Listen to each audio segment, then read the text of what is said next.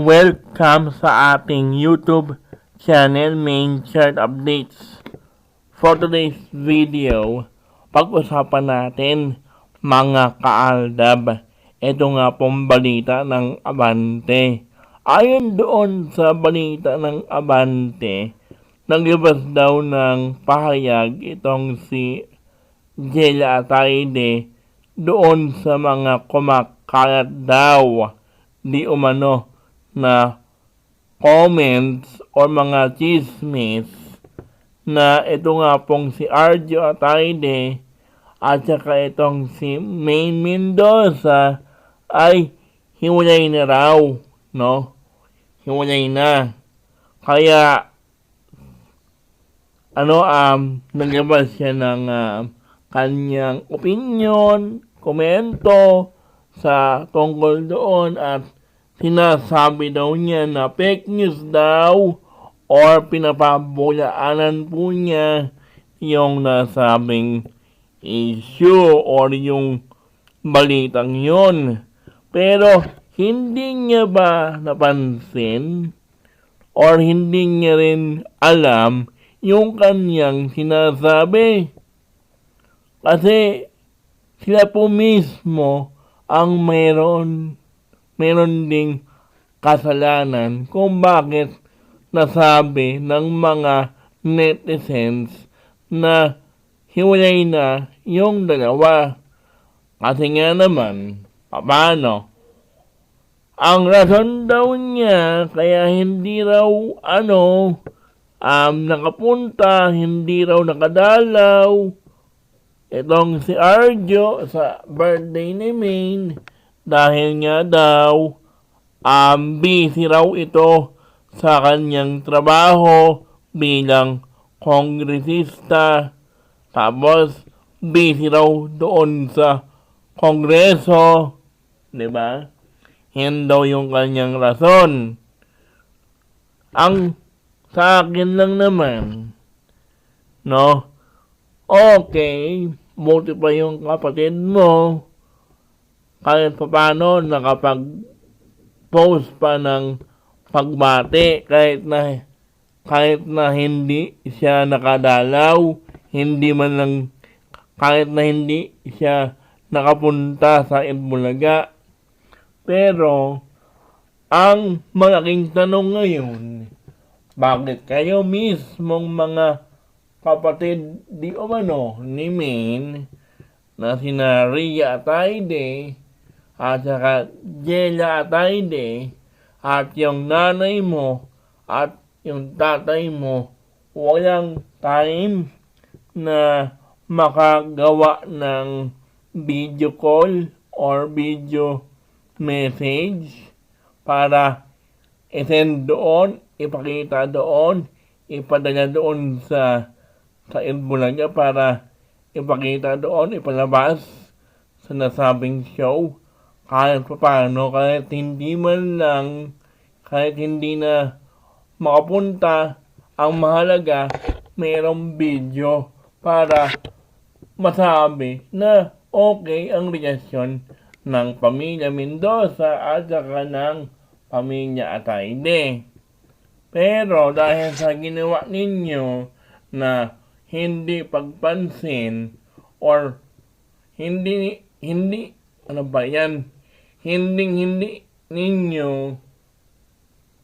pinansin si Main, ayan tuloy, hindi kayo binati, di ba? Yung inyong tatay daw ni Main or yung father-in-law daw ni Main ay hindi nga daw binati raw ni Main. Patas lang, di ba? Kasi nga, paano?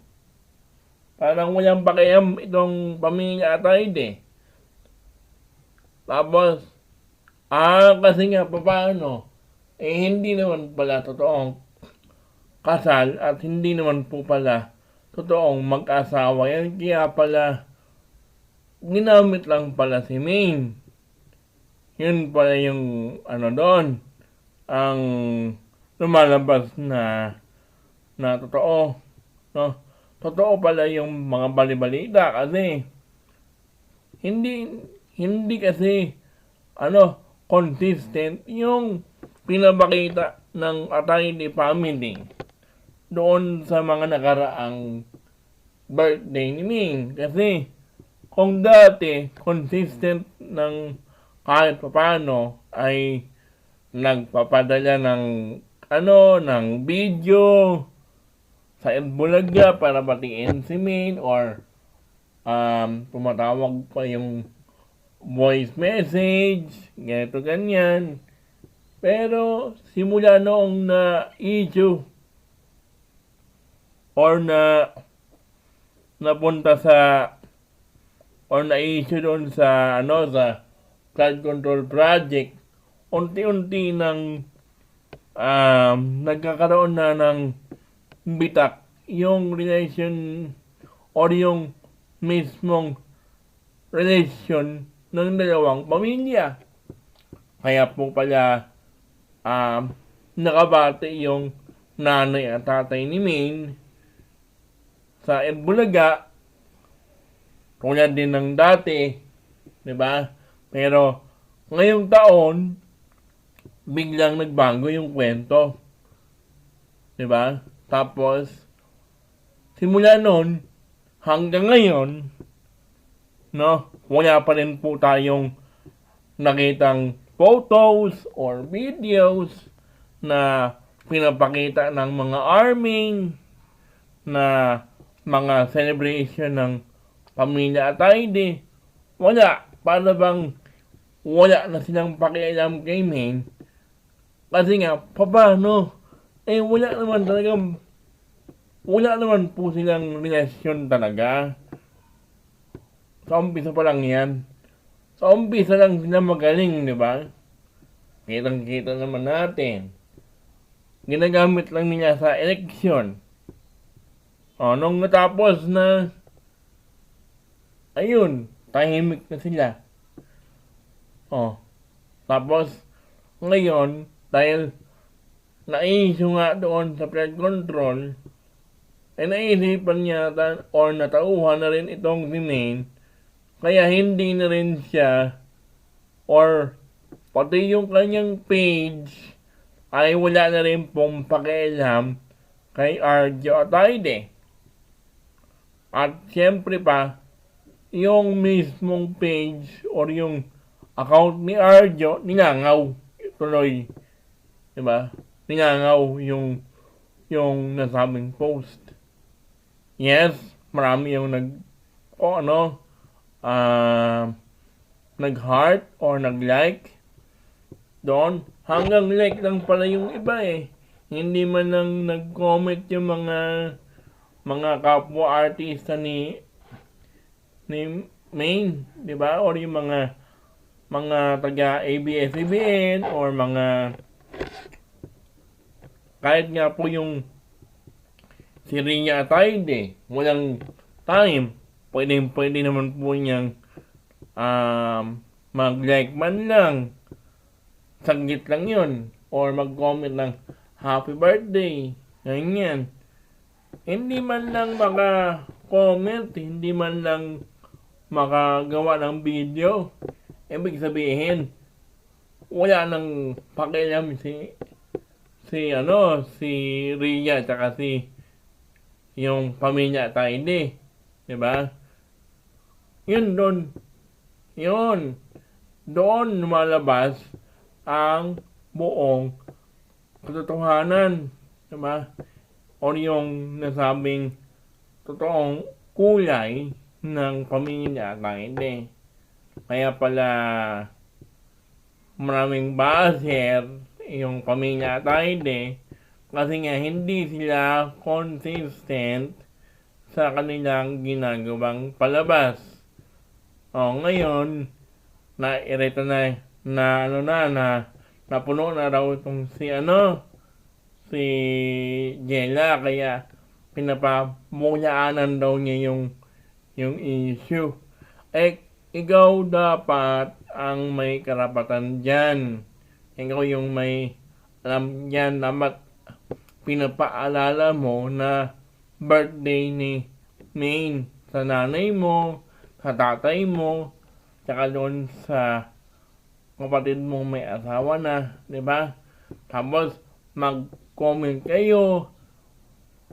Bakit parang big deal ba? Or parang parang mayroong kakaiba na parang sobrang busy ninyo. Hindi kayo maka-comment man lang sa Instagram kahit paano para masabing belong pa rin itong si Maine sa pamilya ninyong peke, di ba? O yung pamilyang peke pala ni Maine, di ba? Dito mo makikita yung totoong kulay ng peking pamilya at doon sa tunay na pamilya. Buti pa si Alden kahit paano nagparamdam siya, di ba?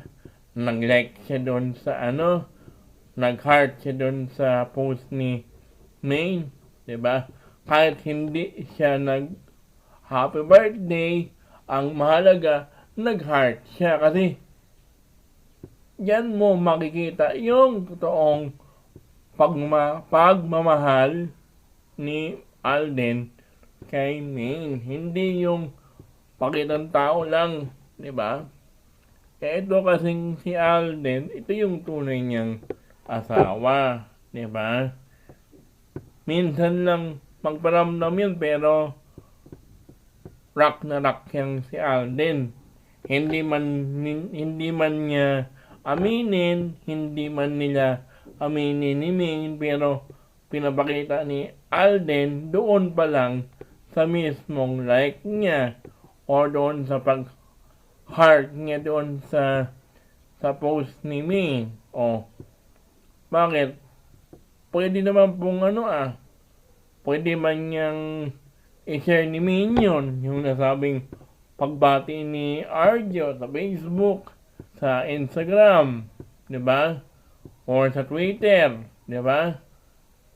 Pero hindi niya magawa di ba para bang hindi sila nagkasundo ni Arjo at ni Maine nung panahon ng birthday ni Maine, doon pa lang, alam mo nang mayroong namumuong hiwalayan, di ba? Di ba? Gets niyo naman po yung sinasabi ko.